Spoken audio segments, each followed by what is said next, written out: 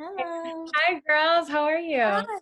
Good. How are you? I'm good. I don't know if you guys remember, you guys came here like 4 years ago. I remember. It's your family. Yeah. Mom was just talking about that the other day because she had like never heard of vegan food before. And you guys, are you guys vegan at the time? Or Yeah. okay. Like, can they eat eggs and bagels? I was like, no. You remember. That was so much fun, and it was snowing. Yeah.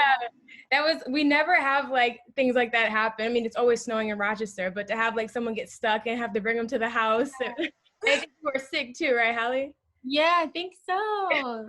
So good to see you again. You too, beautiful. So yeah, let's just get started. I'll do our little intro. Hey, what's going on, WDKX listeners and viewers? This is Couch Talks with Andrea, featuring the glamorous, the talented duo, Chloe and Halle. How are you ladies doing today? Hi, we are wonderful. How are you? Wonderful. It's a beautiful day in Rochester. We don't get too many nice days like this, so I'm enjoying it. So what have you guys been doing during quarantine? Any hobbies that you've taken up during this time? You know, during quarantine, I feel like we've been swimming a lot, laying a lot in the sun, working out to just kind of clear our mental, and also music and doing live performances at home and coming up with arrangements. So we've been pretty busy. Yeah. That's beautiful. You got to do something to keep your mental health at a high during these times when you're just locked in the house. If there was any type of advice that you could give someone in terms of keeping their spirits high during this time, what would you say to them? Absolutely. Well, there's definitely a lot going on in the world today, and sometimes just turning on the news can be exhausting, especially seeing what's happening to our community, our brothers and sisters every single day. We have to continue to raise our voices to stand up for what we believe in, but also for your mental health. It's okay to take social media breaks and step away from all of the news, because I feel like us as a community, especially, all are collectively going through trauma. We're all feeling the same thing. So stepping away sometimes really helps me, going in the sun and praying and meditating and just staying centered with myself, because sometimes the news of the world can get overwhelming. So that's what I would say to probably do. What about you, Chloe? Yeah, I would have to definitely agree with my sister. I have to do that a lot, to take social media breaks. And a lot of prayer has been helping me as well. Whenever I'm feeling overwhelmed, I'll put on gospel music and I'll get down on my knees and pray, and I instantly feel a lot better. Yes, so you guys hear it. If you're feeling overwhelmed, there's nothing wrong with getting on your knees and praying from time to time. So I just want to get into this album because, I've always been a huge fan of you guys. We were talking earlier about how you guys came for Step Jam. Yeah. 4 years. That was the first show I ever heard. And I was You like, You killed it. it was a lot, y'all, but I was so grateful you guys were able to be there. You gave an amazing performance, and it's been so, it's such a blessing to see you guys grow and see what kind of changes you've made in your career. And I've been having this album on repeat. And I tell you, Thank you. I am loving this album. So I'd like to know, what are fans seeing from you guys with this album that they may have not seen before? I would have to say they're seeing like more of like our personal side.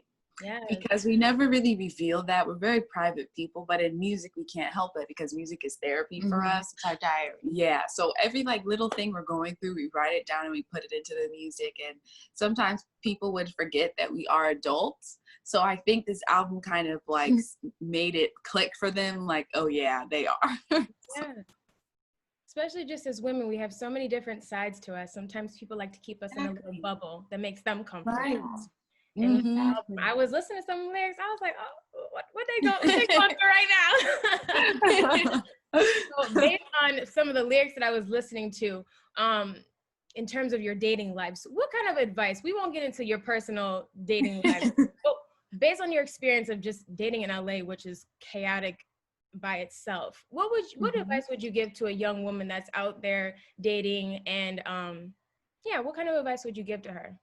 Wow, I would definitely say to know your worth, number one, and own your power, be confident in yourself and all of your beauty and all of your flaws, and embrace it. And also find somebody who is also confident in themselves and is not intimidated by you or your success just because God has blessed you. You know, you want somebody to have the same mindset and be proud of you, as well as be confident in their abilities and themselves. So I would just say, try to find somebody who's like-minded, and just remember your power. Remember who you are at the end of the day. Yeah, I would have to say, put yourself first. Don't settle for anything less than what you want. Mm-hmm. Yes, I love that. Yeah, because I was listening to some of these lyrics, I was feeling very empowered after, because Ooh, I'm so happy.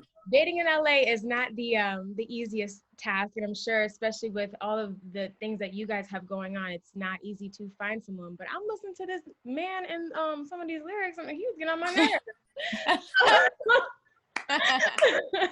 And then I saw, you know, the writing creds, the producing creds. Chloe, girl, you are killing it. Thank you so much. Where do you draw the inspiration for even creating the sound that you've curated a new sound for you guys? Where do you draw the inspiration from? My sister. What I love about us is that we have two different perspectives musically. Mm-hmm. And so she inspires me in terms of like the different types of weird chords and sounds that I might want to use. And then where my side comes into play is I love big, heavy drums and experimental sounds, and throwing that together and mixing them together. So my sister is definitely one of my big inspirations for that. I can't really produce around anyone else except for her. If I'm like in a studio with other producers, I put my headphones on because I get scared to present, but then I'll take it out and play it on the aux. But yeah, so yeah, that's what I'd have to say. That's so sweet. Oh, I absolutely love that. So in terms of producing, because you don't see many women producers in this industry, Black women producers at that. Mm-hmm. When did you start on this journey of producing? What made you want to take a leap of faith and say, why not? Our dad has always taught us to, if we don't know something, figure it out. And I get like my nerdy ways from my father and like his analytical brain. And I feel like music is math in a way, and I love building. Yeah. So when it comes to music, you're just building sounds, and we already hear harmonies and arrangements in our head. So it's like articulating that into constructing a beat. It's kind of like second nature in a way. And if there were ever things I needed to learn in terms of mixing our vocals or something, YouTube. So it's pretty cool how technology, you have like the source at your hands, like online. That's dope. I love that. And make sure you say your hi to your dad for me, Mr. Bailey. He was we will. Man, I love to see father-daughter relationships, because you know my father and I are super close. We work together as well. So it's really dope to see, you know, when you have that really great bond. Oh, wish him a belated happy Father's Day. Yes, you as well. I remember Dad had such a blast on like the VR system. Oh yeah, that was he's so much too. That's right. Yeah. Dad had the best time. I remember that. So I see, even like you say, you draw inspiration from your sister, but as your acting careers are growing as well as your singing careers, you know, they're going in different directions. How is it when, you know, one person's shooting, I think you were in like North Carolina, the other one's in London. How do you guys deal with that separation? Oh, wow. Well, for me, it's been a different transition because I'm the little sister. So I cling to her. Whenever she's near, it's like, okay, I'm good. I'm safe. This is fine. I feel better. So it's so interesting when we're separated because we're normally always together. And so when she went off to film this amazing movie called The Georgetown Project with her and Russell Crowe, and it was so amazing, but she went away for like a month, 2 months. 2 months, she was gone and we weren't together. That was like the first time where we weren't together, and we were like, wow, we really missed each other. And I went down there and I surprised her like the last week of filming. That was so much fun. Yeah. And it was so cool because she kind of had like her own apartment and it was like living life in North Carolina. That was so cool for me to see. So, and then when we all moved to London, she was out there with me for a month. And then she went home. And I missed Halle a lot. Yeah. I knew she was out there killing it. And we would FaceTime all the possible times we could, even though the time zone was like 9-hour difference. Yeah. So it's like if I called, she'd just be waking up or finishing her day or something. So it was funny balancing when to call. That's good. The family got to go out to London with you. Yeah, they all came. Oh, that's a blessing. Did you guys get to finish shooting, or did everything kind of get halted because of Corona? Yeah, everything got put on pause. So, of course, once the rest of the world and filming production start again, I'm so excited to start again. So, I'm so excited to see you play the Little Mermaid. Like thank every little you. black girl's dream, you know, you're playing a princess in a Disney movie. And Thank you. I'm so excited for this next generation to see a black princess. What does that mean to you? Like how do you feel once you heard that news? Did you feel like it was a responsibility that you carry? What do you feel as a black Yeah. princess? Absolutely. When I first got the news, it was very shocking. I didn't think I was going to get it at all. So I was just very surprised. And of course, I do feel like I have a responsibility to show young Black girls that they can be princesses too, and that their skin is so beautiful, and that no matter what anybody says about them, they can be anything and everything. There's no one type of Disney princess. So I really hope that all the little girls know that and get that through the movie, which I think they will. It's such a sweet message. So I just absolutely cannot wait. And when does your film come out, Chloe? I'm not too sure. It's finished. We finished filming in December, so who knows? It'll come out. Right. When both of these movies come out, trust me, we're buying out all the theaters so we can make sure all our listeners get to see you guys in action. And then apart from being on the big screen, you guys are also starring on Grownish. And when is that coming back on? Because I know you guys took like a mid-season finale. yes, yes, that's coming back January. Oh, okay. Yeah. Perfect. Yeah. It's so funny. We were looking at the cast of Grownish once you guys got cast. Trevor, Diggy, and there was another kid. I don't think he was on the show often, but Jacob Lattimore. You guys all performed at Space Jam. Oh, That's so fun. I was like, wait a second, we have the entire cast. Such a small world. It's such a small world. So in terms of Grownish, what is that experience like? Because I've heard from my friends that have worked just from cast and crew that it's like a family. What is that experience of being on a TV show maybe versus film? How has that been for you?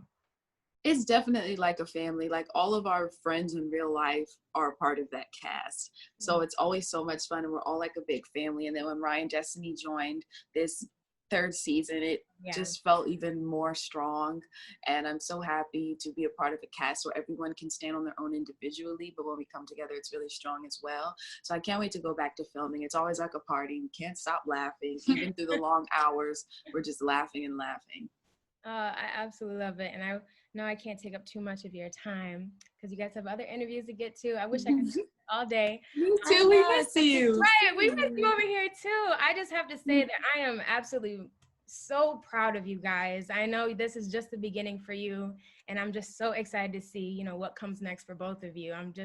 We're just so elated to see you guys continue to grow and just spread your light for so many people. Thank you so much. And you as well. We're so proud of you. Thanks, girl. I'll make sure I hook up with you guys and want to get back to LA. I just came back for that for Father's Day. So once the air. Oh, that's so sweet. Yeah, I'm an only child, so I had to do something. Yeah. Oh, please give your family a big hug for us. It sure will. And you to yours as well. Yes. You guys have a wonderful day. Thank you so much for coming and joining us for this conversation. And I'll see you guys soon. Yay. See you later. Bye. Bye.